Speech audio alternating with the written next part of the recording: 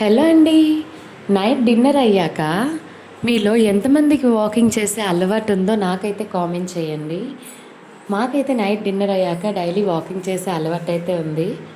కానీ పిల్లలకి కూడా చిన్నవాళ్ళు కదా, మాకైతే ఎక్సర్సైజ్ ఇంకాస్త ఎక్కువ దొరుకుతుంది మా బాడీస్కి అయితే. మేమైతే నైట్ డిన్నర్ అయ్యాక ఇలా అయితే వాకింగ్కి వస్తాం. ఎప్పుడైతే మా క్వార్టర్ సర్కిల్లోనే మేము చేసేవాళ్ళం. కానీ ఈరోజు ఎందుకో మాకు పూరా ఫ్లైఓవర్ పైకి అయితే రావాలనిపించి వచ్చామన్నమాట. చూడండి, ఇదంతా అయితే వాస్కో టౌన్ అనమాట. అదంతా కింద వాస్కో సిటీ. ఎంత బాగుంటుందంటే చాలా బాగుంటుంది.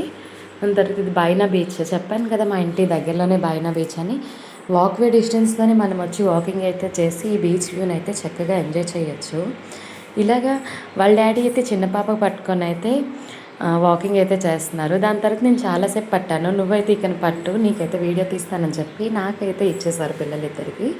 ఇంతేనండి. మీలో ఎంతమందికి వాకింగ్ చేసే అలవాటు ఉందో నాకైతే కామెంట్ చేసి చెప్తారు.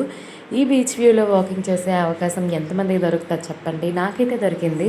మీరు ఇలా ఎప్పుడైనా చేస్తే నాకైతే కామెంట్ చేయండి. నా వ్లాగ్స్ కనుక నచ్చినట్టయితే ఫాలో చేసి, లైక్ చేసి, షేర్ చేసుకోవడం మాత్రం అస్సలు మర్చిపోవద్దు. నాకైతే సపోర్ట్ చేస్తూ ఉండండి. ఓకేనా?